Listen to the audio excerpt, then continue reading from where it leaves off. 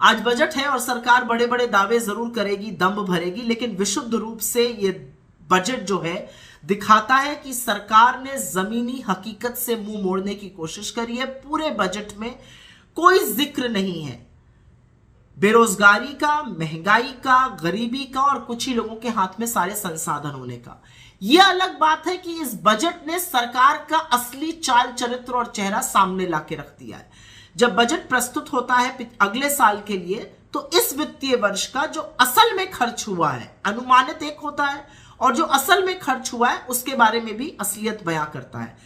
मोदी सरकार ने कृषि पर, प्रधानमंत्री किसान सम्मान निधि पर, शिक्षा पर, स्वास्थ्य पर, आदिवासियों पर, दलितों पर, मनरेगा पर लगातार पैसे में कटौती करी है।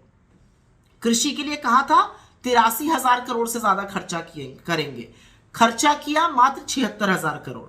पीएम किसान सम्मान निधि 68,000 करोड़ खर्चा करने थे, खर्चा किया मात्र 60,000 करोड़। यही नहीं, वित्त मंत्री कहती है 11 करोड़ किसानों को इसका फायदा मिल रहा है, 11वां इंस्टॉलमेंट आया है और मात्र 3 करोड़ 80 लाख किसानों को इसका फायदा मिल रहा है। शिक्षा पर बड़ा दम्भ भरा गया था इस साल, 1,04,000 करोड़ रुपए खर्चा होंगे, खर्चा असल में हुए 99,000 करोड़ रुपए।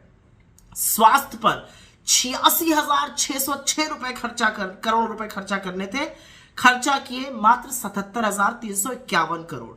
यही नहीं, आदिवासियों के डेवलपमेंट के लिए 4,111 करोड़ रुपए आवंटित किए गए थे, खर्चा कितने किए गए? 3,800 करोड़ रुपए। दलितों के लिए आवंटित किए गए थे 8,710 करोड़ रुपए और खर्चा कितने किए गए? 7,722 करोड़ रुपए। मनरेगा पर, जो कि एक अकेली, जिसको कहते हैं संजीवनी था ग्रामीण इलाकों में, सरकार ने 73,000 करोड़ रुपए रखे थे, खर्च करीब 90,000 करोड़ करने पड़े। लेकिन इस साल फिर से मनरेगा का बजट काटकर 60,000 करोड़ रुपए खर्च कर दिया गया है। तो इस सरकार की क्या प्राथमिकता है, यह सिर्फ सरकार ही समझा सकती है, लेकिन शिक्षा पर, स्वास्थ्य पर, ऐसी चीजों पे खर्चा कैसे नहीं किया जा सकता है। एक बहुत बड़ी बात बताई जा रही है कि टैक्स में बड़ी उपलब्धि हुई, मिडिल क्लास को बड़ा टैक्स मिलेगा। मिडिल क्लास को जो टैक्स देने की बात है वो 35,000 करोड़ का नुकसान होगा सरकार को, लेकिन सरकार जो नए लोग टैक्स में आएंगे उससे 30,000 करोड़ रुपए कमा लेगी। तो इस हाथ से देगी और इस हाथ से लेगी। वस्तुतः टैक्स का फायदा जो बहुत खरबपति लोग हैं उन्हीं को होगा, सुपर रिच को, क्योंकि वोट स्लैब काफी कम किया गया है। भारत जोड़ो यात्रा का असर तो दिखा इस बजट में। वित्त मंत्री ने बोलना ही शुरू किया कि सबको ग्रोथ का अंश मिलना चाहिए। ये वो कह रही हैं जिनकी आंख और कान के नीचे 1% आबादी 40% संसाधन और वेल्थ पर बैठी हुई है। फिर कहा गया 80 करोड़ लोगों को एक साल और मिलेगा मुफ्त का अनाज। आप देश को इस कगार पर ले आए कि 80 करोड़ लोगों को देना पड़ रहा है मुफ्त का अनाज। वित्त मंत्री ने कहा 2014 से लोगों की बड़ी अच्छी स्थिति हो गई है। भाई कैसे हुई है? ग्रोथ कम हो गई है, इन्फ्लेशन बढ़ गया है, गरीबी बढ़ गई है, लोग सुसाइड कर रहे हैं। सुसाइड करने वालों में किसान है, 30 किसान रोज सुसाइड करते हैं।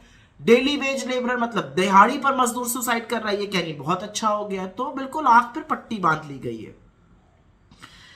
फिर इन्होंने कहा पीएम आवास योजना, पीएम आवास योजना पर 48,000 करोड़ रुपए दिया गया था, वो बढ़ाकर 77,000 करोड़ कर दिया गया। इस साल वो और बढ़ा के करीब 80,000 करोड़ कर दिया गया। मैं आपसे सवाल पूछना चाहती हूं, 42 लाख कम घर बने हैं, टारगेट से 42 लाख कम घर पीछे है, तो पैसा ज्यादा क्यों दिया जा रहा है? क्या इसलिए दिया जा रहा है क्योंकि खर्चा ज्यादा हो रहा है? फिर उज्ज्वला की बात हुई, हमने उज्ज्वला के इतने कनेक्शन दे दिए। अरे 90 लाख तो जिनके पास उज्ज्वला के कनेक्शन है वो दूसरी बार अपना सिलेंडर ही नहीं भरा पाए हैं। एक ही सिलेंडर भरा पाए थे, फिर दाम ऐसे बढ़ाए कि वो इस लायक नहीं रहे। छोटे, लघु और मध्यम उद्योग की बात करते वक्त तो इन लोगों को शर्म आ जानी चाहिए। फिर से उनके लिए एक लोन मेला लगा दिया गया। छोटे, लघु, मध्यम उद्योगों को जरूरत है मदद की, सरकारी तौर पर लोन नहीं चाहिए उनको आपकी मदद चाहिए। तो बहुत सारी ऐसी चीजें हैं इस बजट में जो गड़बड़ है। ग्रामीण क्षेत्र के विकास के लिए पैसा काट दिया गया है, और यही नहीं, महिलाओं के लिए, क्योंकि बड़ा दम्भ भरती हैं कुछ महिलाएं इस सरकार में, महिलाओं का पैसा भी काटा गया है। महिलाओं पर वात्सल्य जो एक योजना है और जो मिशन शक्ति योजना है उस पर भी पैसा काटा गया है। मिशन शक्ति में 3000 करोड़ रुपए थे, खर्चा सिर्फ 2280 करोड़ हुए। वात्सल्य में 1472 करोड़ पैसा दिया गया था, 1100 करोड़ खर्चा हुआ, फिर से वही वाला काटने का हिसाब है।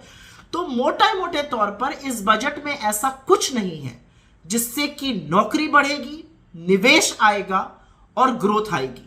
ये बजट विशुद्ध रूप से स्टॉक मार्केट वालों के लिए, खूब अमीर लोगों के लिए, ईवी इलेक्ट्रिक व्हीकल वालों के लिए, ग्रीन हाइड्रोजन एमिशंस, इसका बेरोजगारी पर, महंगाई पर, किसानों पर, मजदूरों पर क्या फायदा होगा, इतना हमें समझाने की कोशिश वित्त मंत्री जरूर करें। बिना उसके ये आधी अधूरी बातें हैं, ये खोखले दावे हैं, ये बड़े बड़ी डींगे भरते हैं, लेकिन वस्तुतः खर्चा उन आंकड़ों से बहुत कम करते हैं जरूरी चीजों पर।